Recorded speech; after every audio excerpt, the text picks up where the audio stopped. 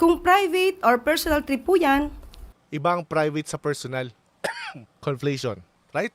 Tandaan nyo. Ad hominem. Red herring. Equivocation. Conflation. Strawman. Yang limang yan. Yan lang ang weapon ni Yusek. hindi naman po talaga kinakailangan niyang iulat kung anong ginawa niya. So, dapat So the fact na nasa Facebook page at nasa ng OVP, ibig sabihin, dinivulge niya. Meaning, may ulat. Right? Kasi hindi niya naman kailangan gawin lahat yun kung personal. O di dinibang mo yung sarili mo tungkol sa salitang personal. Kasi kung personal talaga, hindi niya kailangan gawin yon. Pero ginawa niya, then it means hindi personal. Na definition mo. Kaya sabi niya lang, kailangan niya mag-ulat. Pero kung private yan, talagang kailangan niya na pong mag-ulat. Kung private or personal trip see, nadulas din siya eh. Kung private, iba kasi yung private sa personal. Kung sinasabi mo na gumamit ng page at may sa OVP, so it means inulat niya. Then hindi private or nung personal nung sinabi mo. Ikaw ang evidence, Yusek, na hindi mo kailangan maging emotional para maging intelligence is low. men, hindi naman po talaga kinakailangan niyang iulat kung anong ginawa niya. So, dapat may result po na maganda sa bansa. So okay, tamo nilayasan niya na kagad kasi na-realize niya eh.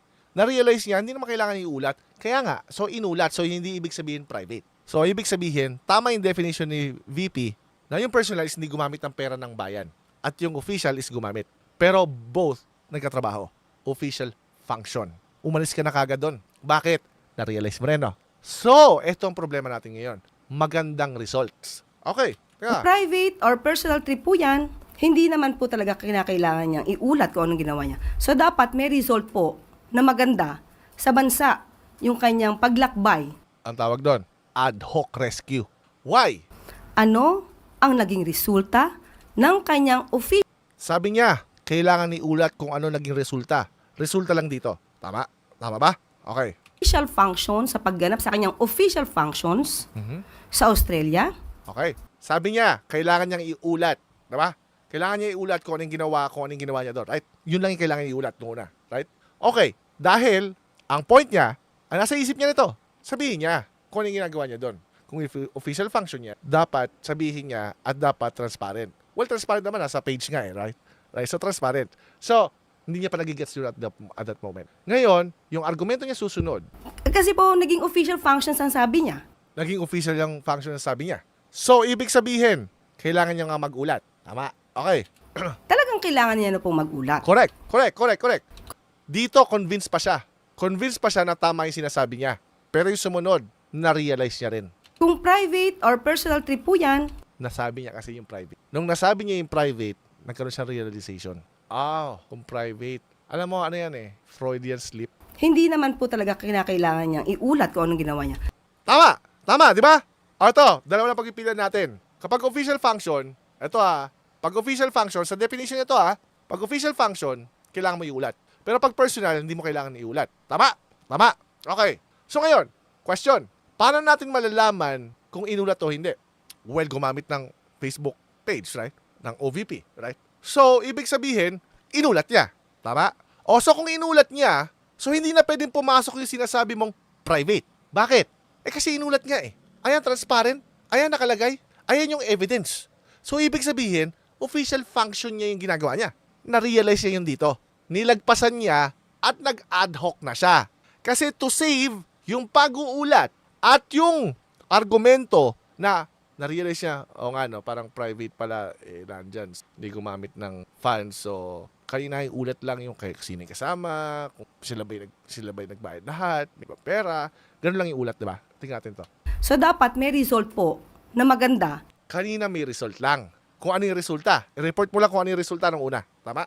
Ngayon, yung condition niya, dapat may resultang maganda. Ad hoc. Wala yan kanina. Wala sa original argument yan. So, sige, pagbigyan natin. Sabi mo, kailangan, ulitin natin yung mga premises. May personal ka. Personal trip. Meaning, hindi ka gumamit ng kaban ng bayan. Pero may official function ka na ginawa. Official function pa rin yung ginawa mo. Ngayon, kailangan mo ngayon i-report na may magandang resulta. Tama? Question. Kung i-apply natin niya kay PBBM, mag-agree ka ba? So, lahat dapat ng state visit niya ay merong magandang resulta. Kasi kung wala, ibig sabihin hindi official trip, hindi official function, right? Pangalawa, personal. Tama. So ibig sabihin, official function or personal, dapat may magandang resulta. Kapag walang magandang resulta, meaning hindi official function. Kasi bakit mo i-argue yun? Bakit kailangan ng magandang resulta? Gets nyo? Naintindihan nyo ba yun? Bakit kailangan ng magandang resulta? Sige nga, think about it. Anong koneksyon ng maganda o pangit yung resulta, pero ang condition niya is magandang resulta? Anong connect nun kung official function ba o personal or private yung ginawa niya? Walang connect, right? Ngayon, if you have to infer, dahil nagbigay ka ng condition na dapat may magandang resulta, kapag walang magandang resulta, what does it mean? Does it mean na hindi siya official function? Does it mean hindi siya personal siya? Doon sa definition mo personal? Anong ibig sabihin kapag hindi maganda yung resulta? Unless may connect doon sa official at personal na sinasabi mo, nonsense yung magandang resulta. Now, let's apply ceteris paribus with all being equal. Pag pinuntahan ba namin lahat ng yung state visit ni PBBM, lahat ng trip niya ay sa ibang bansa, kailangan namin hanapan na magandang resulta. Kasi kung hindi, walang magandang resulta, it means hindi official function. Personal siya. Tama ba? Kasi kung hindi yun yung argumento mo, bakit mo sinama yun? Ano point mo? Kamusta, Yusek? Kaya pa? Ayos yan. So, hanapin nyo na ngayon. Lahat na pinuntahan na state visit ni PBBM, dapat may magandang resulta. Okay? Magandang resulta. Kapag walang magandang resulta, it means hindi official function yung pinunta nyo doon, kundi personal. Kasi, ano yung point nung sinabi mong magandang resulta kung hindi connected doon sa official function or personal? Ad hoc rescue. Bakit? Nataranta na siya doon sa pagkakaintindi niya. Na-realize niya private. Pero in-announce nga, so inulat. So, paano ko sabihin? Kailangan may magandang resulta. O, problema. Pinahamak mo na naman si PBBM. Bakit? Ulitin natin ha.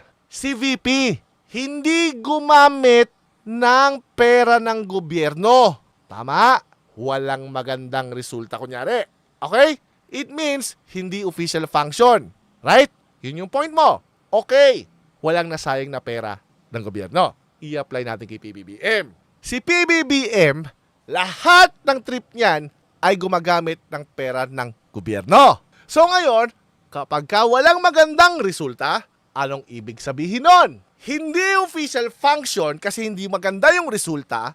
At pangalawa, gumamit siya ng pera para sa personal niya. Yun yung logical consequences ng katangahan na pinagsasabi mo. Bye-bye!